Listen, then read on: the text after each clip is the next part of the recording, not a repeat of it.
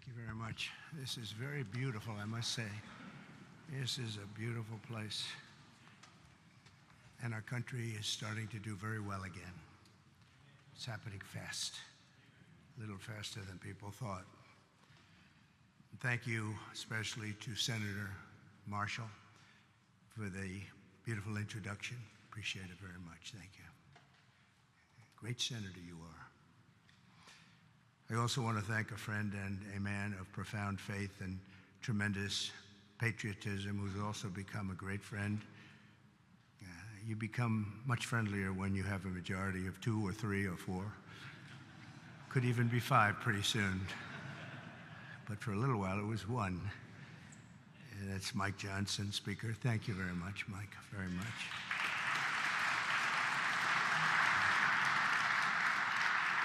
And thanks as well to somebody who's doing a fantastic job, Senator Thune. Thank you very much, Senator. It's not easy. It's not easy. It's really great. And Leader Scalise, Steve, wherever you may be, I think you're here someplace. There he is, a brave guy, too. A brave guy, I always say it. And Senator Chuck Schumer. Chuck, thank you very much. Thank you. Senator Hassan, thank you very much. Thank you, very nice to see you. Congressman Jeffries, thank you. And many other very distinguished leaders in the room. It's a great group of people. If we could ever come together, it would be unbelievable.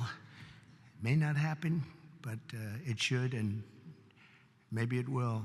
From the earliest days of our republic, faith in God has always been the ultimate source of the strength that beats in the hearts of our nation. We have to bring religion back. We have to bring it back much stronger. It's one of the biggest problems that we've had over the last fairly long period of time. We have to bring it back. Thomas Jefferson himself once attended Sunday services held in the old House chamber on the very ground where I stand today. So there could be nothing more beautiful than for us to gather in this majestic place. It is majestic, and reaffirm that America is and will always be one nation under God.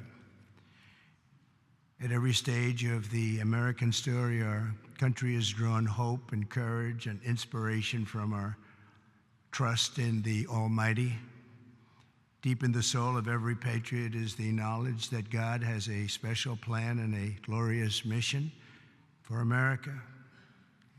And that plan is going to happen. It's going to happen. I hope it happens sooner rather than later. It's going to happen.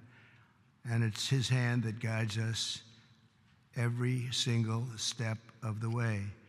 And all of you and the things we have to do is to see the defining role that faith and prayer have played in the life of our nation. And you just have to look at this building, and you can look at each other. You can really look at each other. It's defined almost everyone in this room. I think faith has been very strong with the people in this room. Just steps away from here in the Hall of Columns is the statue of John Winthrop, who famously proclaimed that America would stand as a city upon a hill, a light to all nations, with the eyes of all people upon us. Today, almost 400 years after that famous sermon, we see that with the Lord's help, the city stands taller and shines brighter than ever before, or at least it soon will. In that same hall, we also find the statue of the great Roger Williams, who founded the state of Rhode Island, named its capital city Providence, and built the first Baptist church in America. It's Williams that we have to thank for making religious liberty part of the bedrock of American life. And today we must protect the fundamental freedom with absolute devotion. We must stand strong, just like generations of Americans have done on the battlefields all around the world. Feet away from the magnificent rotunda Another statue watches over visitors to the Capitol. George Washington, the founder of our country, often called for Americans to join together in prayer, very often. And more than 2 centuries later, this morning, we heed President Washington's wisdom and follow in his mighty footsteps. He was a strong man and of great religious strength. The stories of legends like Washington, Winthrop, and Williams remind us that without faith in God, there would be no American story. Every citizen should be proud of this exceptional heritage. We have an unbelievable heritage, and we have to use that and make life better for everyone. That's why as we approach the 25th times 10 anniversary, think of that, 250 years we'll be celebrating next year of our country's founding. I have signed an executive order to resume the process of creating a new national park full of statues of the greatest Americans who ever lived. We're going to be honoring our heroes, honoring the greatest people from our country. We're not going to be tearing down, we're going to be building up. It would be called the National Garden of American Heroes. Some of you will be on that soon-to-be hallowed ground. Some of you, let's see, I can pick a few of you right now by looking. There's a couple of you right now I can see. Let's see. It's the president's sole opinion. And I've given myself a 25-year period. And then somebody else. By that time, it'll be very, very built up. No, it will be something very special. And I hope that Congress will fully fund this wonderfully unifying project at the first possible opportunity. It's not going to be a lot of money. Going to be very important, however, so that more of our people can be inspired by the faith and courage of patriots like those who we honor in these halls.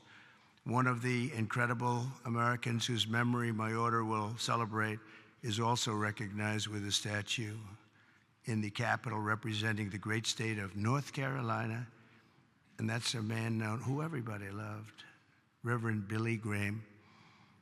He was something. My father used to take me to watch the Crusades. He would take me to Yankee Stadium. I remember it so well. I remember it more than I remember any Yankee game, and I've seen a lot of Yankee games. Can you believe it? And Billy didn't have a bat, so, you know, it was pretty good. It was amazing. You'd have 60 or 70,000 people, and they loved him. They loved him. I saw him with Franklin. I don't know if Franklin's here.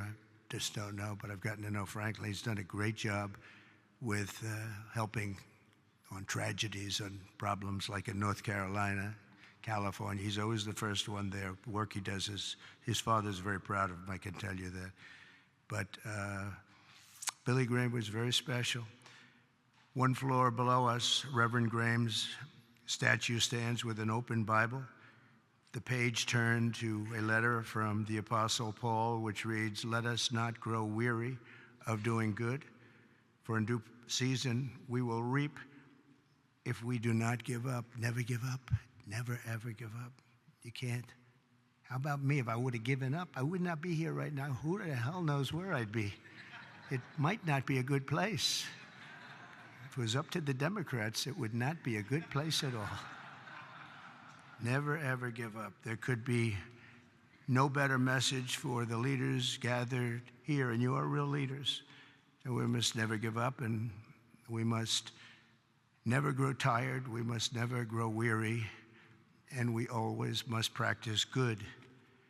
As you know, last week, only a few miles from here, our nation witnessed a terrible tragedy when 67 people were killed in a horrible accident near Reagan Airport. As one nation, we take solace in the knowledge that their journey that night did not end in the icy waters of the Potomac, but in the warm embrace of a very loving God. None of us knows exactly when our time on earth will be over. You never know. a truth I confronted a few short months ago when there was an incident that was not fun. It was not a good thing. But God was watching me. The chances of me being here, my sons are shooters. They're really good shooters, Don and Eric. And they said the chances of missing from that range with that gun are, Don equated it to a 1-foot putt.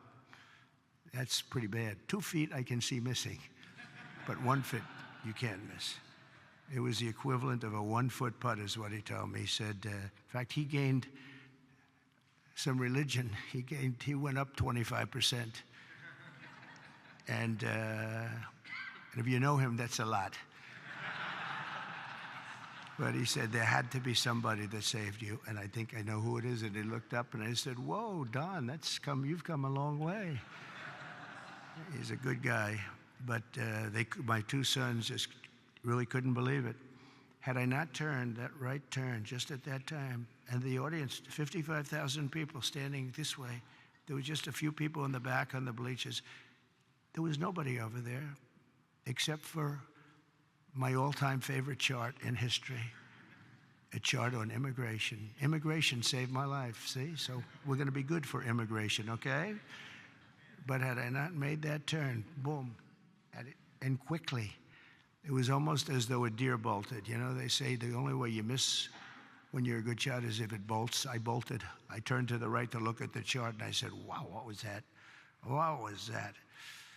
So you never know, but God did that. I mean, it had to be. The chances of turning, there's no reason to turn to the right. You know, the chart is rarely brought down. I brought it down maybe 20%, and 20% of the time. And it's never on my right, it's always on my left. And it's always at the end of the speech, never the beginning of the speech. And if I was a little more than that 90-degree angle, it would be no good. And if I was a little less, it would be no good. It had to be perfect. The thing went right along the edge. It didn't affect my hair. Can you believe that? Might have touched it, but not where it counts. Not the skin part. But honestly, it's a mirror. It changed something in me. I feel even stronger. I believed in God, but I feel much more strongly about it. Something happened. So, thank you. Thank you. But that event, like the tragedy last week, should remind us all that we have to make the most out of every single day that we have. Who would think that you're in space and 2 things collide? The odds of that happening are so small, even without proper control. We should have had the proper control. We should have had better equipment. We don't. We have obsolete equipment. They were understaffed for whatever reason. I guess the helicopter was high, and we'll find out exactly what happened. But the odds, even if you had nothing, if you had nobody, the odds of that happening are extremely small. It's like, did you ever see, you go to a driving range in golf and you're hitting balls, hundreds of balls, thousands of hours. I never see a ball hit another ball. Balls going up all over the place. You never see them hit. It was amazing that could happen. There was a lot of mistakes made, and it should have never happened. But regardless of that, it's amazing that it happened. And I think that's going to be used for good. I think what is going to happen is we're all going to sit down and do a great computerized system for our control towers, brand new, not pieced together, obsolete like it is land-based, trying to hook up a land-based system to a satellite system. And the first thing that some experts told me when this happened is you can't hook up land to satellites and you can't hook up satellites to land. It doesn't work. We spent billions and billions of dollars trying to renovate an old broken system instead of just saying, cut it loose, and let's spend less money and build a great system done by 2 or 3 companies, very good companies, specialists, that's all it is. They used 39 companies. That means that 39 different hookups have to happen. And I don't know how many people of you are good in terms of all of the kind of things necessary for that, and it's very complex stuff. But when you have 39 different companies working on hooking up, different cities had different people, you need one company with one set of equipment. And there are some countries that have unbelievable air controller systems, and bells would have gone off when that helicopter literally even hit the same height, because it traveled a long distance before it hit. It was just wouldn't stop. It was, follow the line. But bells and whistles would have gone off. They have them where it actually could virtually turn the thing around. It would have just never happened if we had the right equipment. And one of the things that's going to be, I'm going to be speaking to John and to Mike and to Chuck and to everybody. We have to get together and just, as a single bill, just pass where we get the best control system.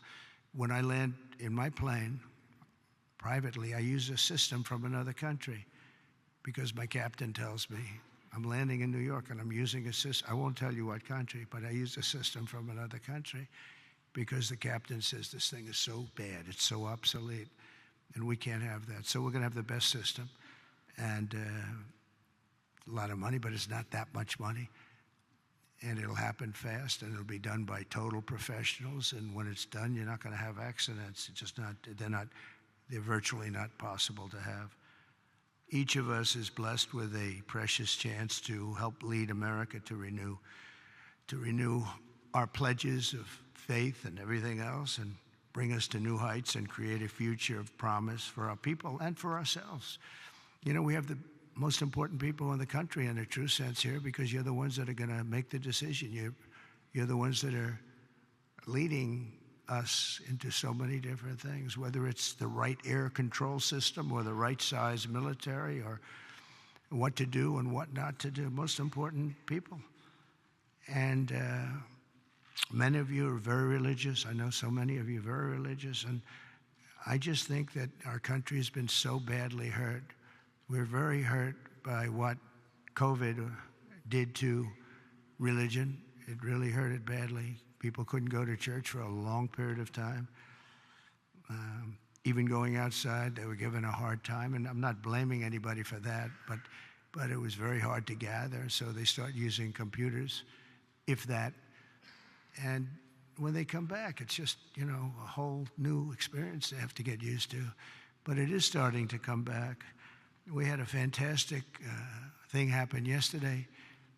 The Army had the best recruitment numbers that they've had in more than 15 years. They think it could be 25 years, actually. They're going to probably put that out, but more than 15 years just now.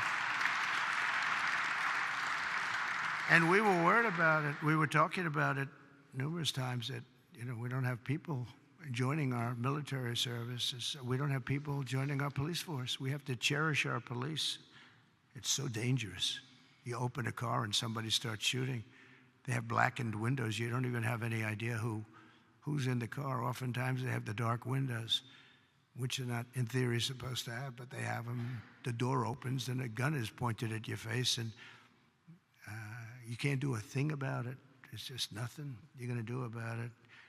Your friends will take them out. It's happened so many times, but it's such a dangerous thing. We have to cherish these people. So today we join our hearts and prayers in recommitting to putting our country first. We have to put our country first, making America stronger and greater and more exceptional than ever before. And we have to make religion a much more important factor now. We have to make it an important factor. And if we do that, our job is just going to be much easier. It unifies people. It brings people together. Democrats are going to be able to have lunch again and dinner with Republicans. And I remember just as growing up, I'd see, I revered senators and congressmen or something very special, but they were out to dinner all the time. We had an old congressman, maybe some of Cy Halpern from Queens, and he was a friend of my father. But he'd have dinner he was a Democrat, he'd have dinner with Republicans, and he'd be out. It wouldn't even make a difference. Today, it's like it's like shocking. And it shouldn't be. You have to get together. We really have to get together. We all know what's right and what's wrong, and there's going to be compromise on both sides. But we have to just do the right thing, and we have to get together. You did it with Marco Rubio. You got everybody who was 99 votes, and the only vote was our VP, who maybe we should have been there just to make it 100. But I think I would have been angered if it was 100. That might be a step too far, right? But no, it was great to see a vote. Pam Bondi had support from Democrats, and some of the others had some pretty good support. So, it's doable. We had a recent bill having to do with a very beautiful young lady who was killed from Georgia. And that bill was very bipartisan. It was a very beautiful thing to watch, actually. And so I think we just have to, if possible, we have to unify. There's big division. I mean, some people want an open border, and some people want a closed border. We want it closed, and they want it open. And that's a big difference. How do you solve that problem? It's a big difference. Some people want men and women's sports, and some people don't. And I was with somebody yesterday who was so upset that the bill was signed where men cannot participate in women's sports. And I said, he's a very smart guy, went to a great school, was a great student, and he actually feels, that should happen. Men should be able to play, meaning transition into women's sports. And you talk to him, and it says, I don't understand it. I don't understand how the problem ever got started in the first place. It just seems so simple.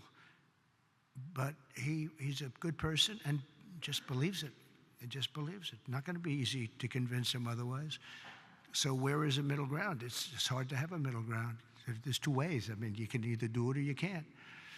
But I think a lot of good things are going to happen. A lot of people might be surprised to hear me say that, of all people, but I think a lot of good things are going to happen because our country's got some big headaches, but we have tremendous spirit right now. The spirit is as high as it's been. It was up 49 points this morning. 49 points. It's the biggest increase in the history of whatever the poll was. So the spirit is there. That's a big factor. That's probably the hardest thing to get back, to be honest. The rest is easy. So I want to just thank you all. I want to congratulate a lot of the new members. I see so many of you that ran great races, David. That was a great race. But so many that ran great races, and on both sides. You ran some incredible races, so it's good to be with you. And God bless everybody. We want to come together, and the happiest, the person, the element, the everything that's going to be happy. People of religion are going to be happy again. And I really believe you can't be happy without religion, without that belief. I really believe it. I just don't see how you can be. So let's bring religion back. Let's bring God.